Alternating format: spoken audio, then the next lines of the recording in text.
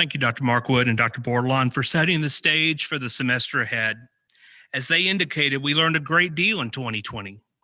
To impart their lessons learned, this morning's faculty, staff, and student panelists will share their takeaways from last year's experiences, centered around our brand pillars.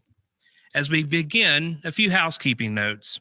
First, we wanted you to benefit from live and not pre-recorded panels this morning. You will notice that our panelists are all physically distant from each other in accordance with public health guidelines. We've allotted 10 minutes or so to each of our speed panels to keep the discussion lively and fast-paced. As time allows, we'll accept questions from you and our virtual studio audience through our chat feature.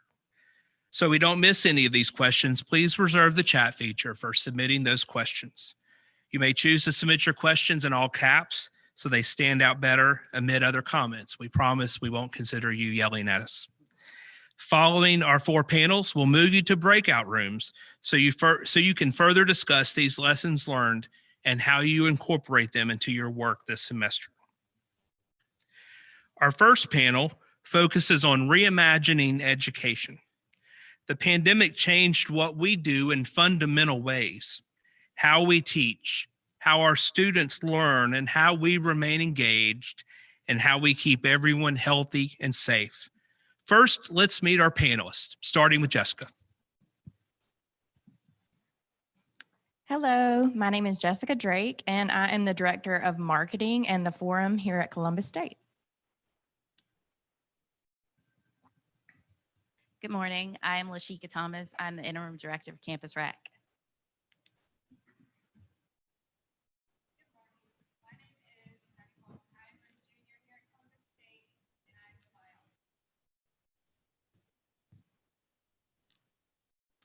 Good morning. My name is Yanthi Maridi, and I am the Paul S. and Jean R. Amos Distinguished Chair for Choral Activities at Schwob School of Music.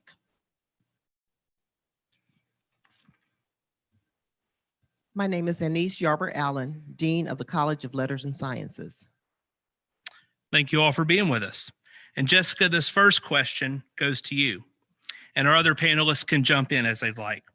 In 2020, what did you try for the first time ever, and how big of a risk did you take?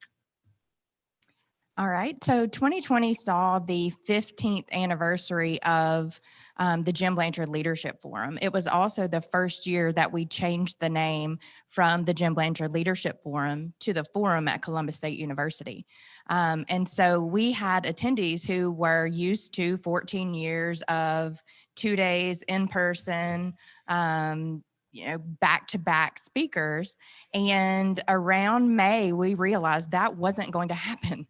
And so we had to pivot and figure out what we were going to do. It wasn't an option. It was never an option for us to not do the forum. We just needed to change how we were going to deliver it.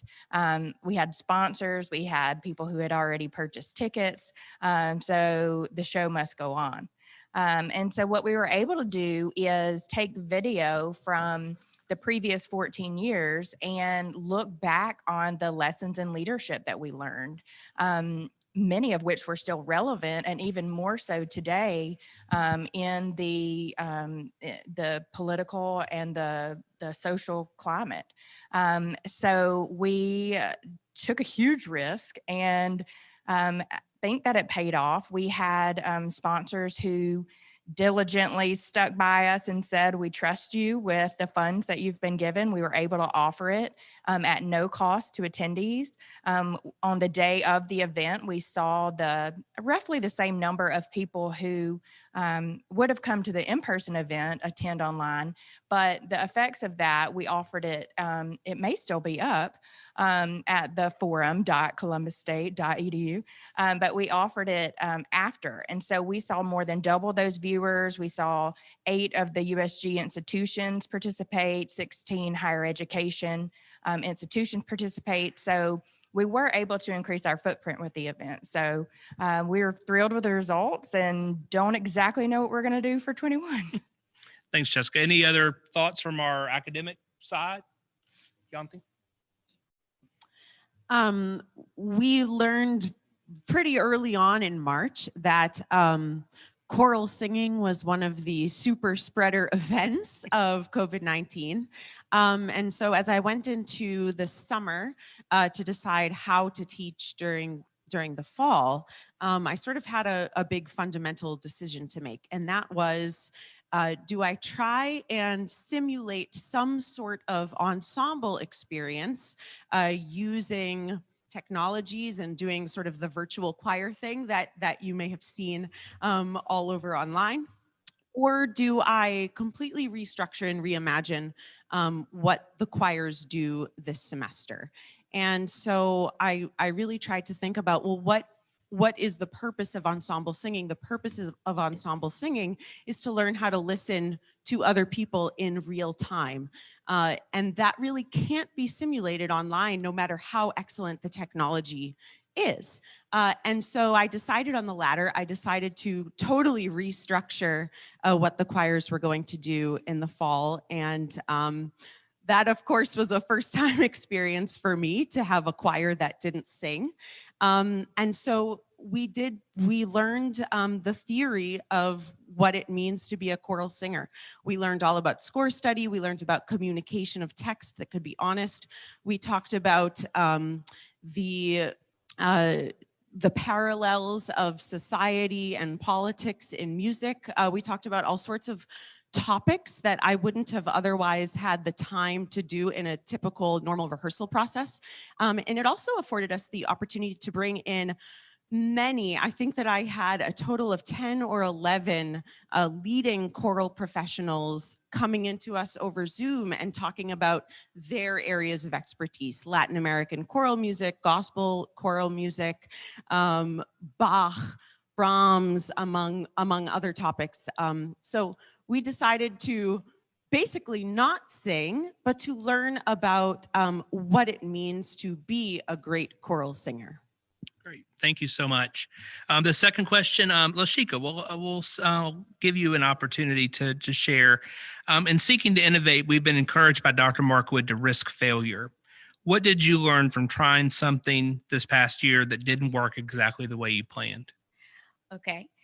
I'll give you an example. So our access control at the Student Rec Center, we had previously to COVID, we had hand readers. And obviously that was not going to work out with trying to open up the rec center and being touchless. So trying many different things in order to get people into the facility safely. We did come up with a solution, but it took a lot of trial and error. So just not giving up and just going, okay, there is a solution out there, going on to many virtual meetings with other colleagues around the nation. That's one thing with our professional association did. They came together and was like, okay, what innovative things can we do? Who can we talk to? We brought in different vendors to discuss, to try to figure out how can we get these students into the facility safely. So just not giving up and keep trying. Yeah, well, thank you. Madeline, I saw you nodding your head. Is there anything that stands out to you in that vein as well? As a student, there was a lot I had to reimagine since my college education had gone from my favorite type of in-person to virtual completely. So I spent many of my high school years learning how to study, and then I had to spend my junior fall semester reimagining all of it. So there was definitely trial and error in that process. I began thinking I did not have to attend any of my online classes, and soon learned I needed to attend every single one of them in order to succeed the way that I was used to.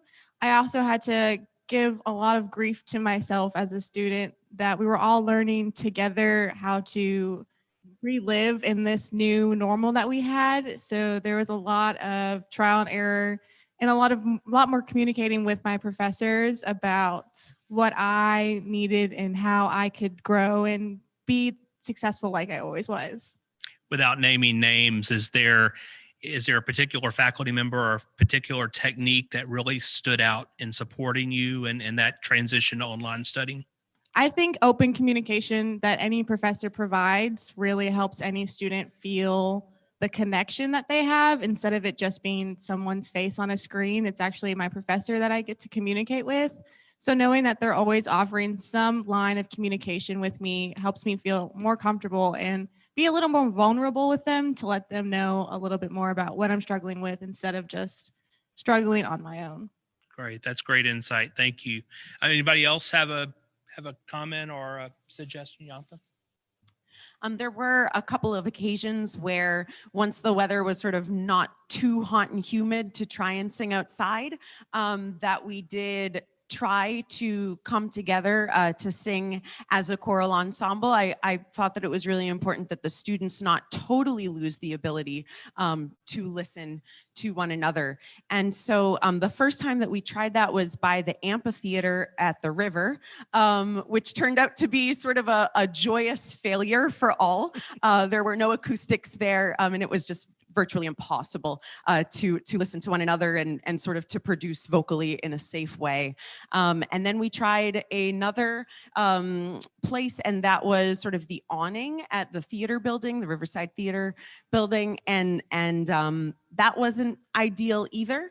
And then we tried the parking garage outside the River Center, and we're sort of constantly stopping for traffic and lawnmowers and other instrumentalists playing on the other floors of the parking garage. That one turned out to be the best place to sing because the acoustic was greatest.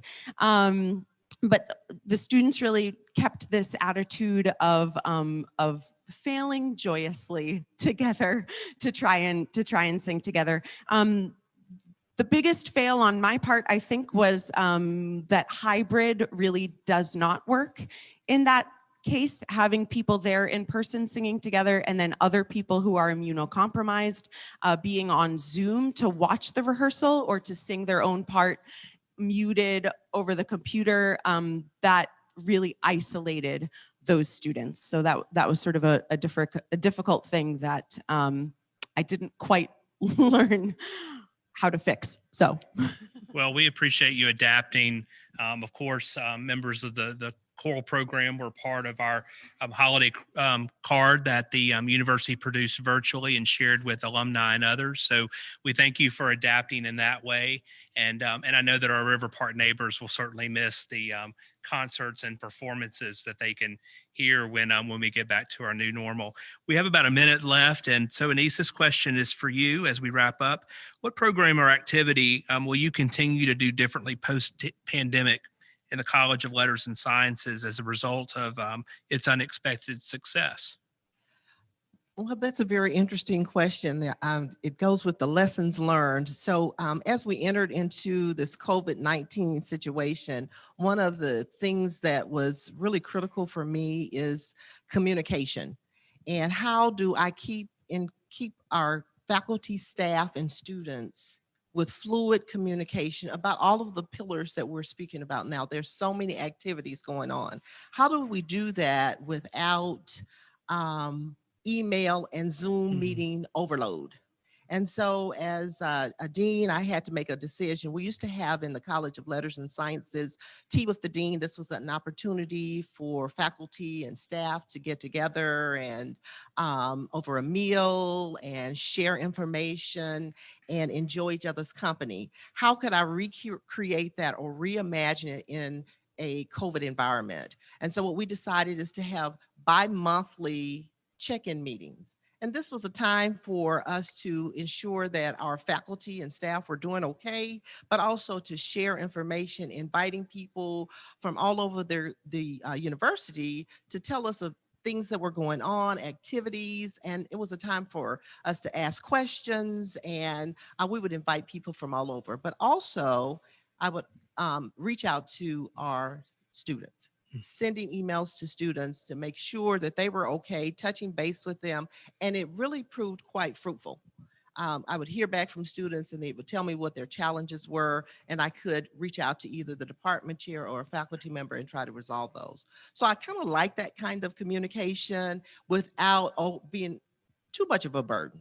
To be able to communicate, to share information, to be creative, to reimagine all the activities that we engage in, but to do it in a way in which it's on a regular basis, but it provides people an opportunity to give feedback as well.